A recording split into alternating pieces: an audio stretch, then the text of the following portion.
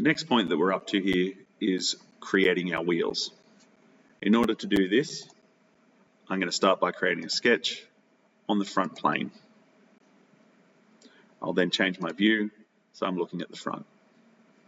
I'm going to draw circles to represent the wheels and circles at the same origins to represent where the axle will insert.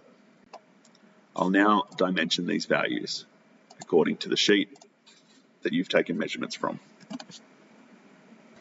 Now, if I were just to extrude these, they just look like cylinders rather than tyres. So for aesthetic purposes in our design, I'm going to give it a tyre profile. Now, what this is going to do is essentially just make the tyre part of the wheel a little bit larger so it looks more like a tyre and a wheel. In order to do this, I'm going to use the offset tool. So I'll click the offset tool and I'll click the outer diameter of my wheel. Now, I have an external diameter, which is correct, and according to my measurements, is about 30 millimeters. So I want this offset to be internal, so I can drag this in to be internal, or I can double click here and set a value. So I'm going to set this one to 4 millimeters internally. Okay, so ensure that it's pointing in and that your value is 4 millimeters. So for the larger tire, I'll now hit the offset tool, point it to the inside, and I'll change this one to be a profile of 6 millimeters. I'm just going to drag these out so I can actually see them a little bit clearer. The sketches for my wheels are done. I'll rename my sketch so I know what it is.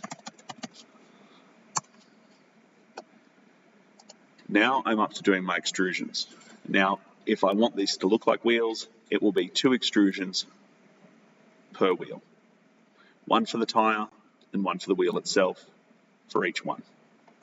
I'll start with a small wheel and do an extrusion of the tyre. Now, according to my measurements sheet, the overall width of the wheel or tyre is 9 millimeters. So I'll set that value. Now, as soon as I do an extrusion from a sketch, my sketch will be hidden. So I need to go back to my wheel sketch and show that sketch again. Now I can perform a new extrusion on the wheel section. Now, what I want to do here is just have it slightly smaller than the tyre width, just for aesthetic purposes. What I want is it to be 2 millimeters smaller. So if my tyre width is 9 millimeters, this will be 7 millimeters. It will also have a starting offset of 1 millimeter. Now, all this means is it's going to be inset by 1 millimeter on each side, if we look there closely. And that just gives us a little bit of aesthetic of a wheel and tyre rather than just a cylinder.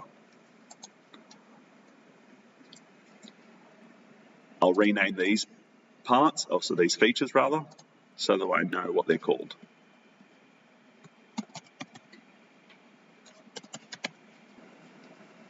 I'll complete the exact same process for my large wheel now. So I'll perform an extrusion for the tyre section.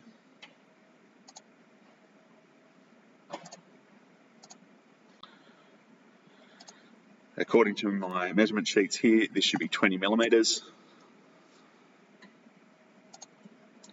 And I will now perform an extrusion for the wheel section.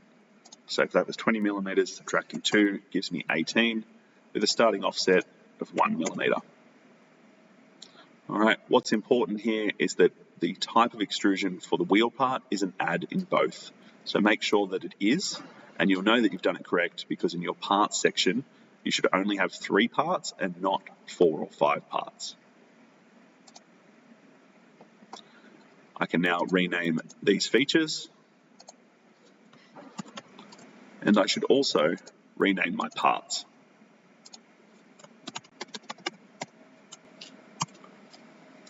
All right, so the next part for us to create will be our axle and bushings.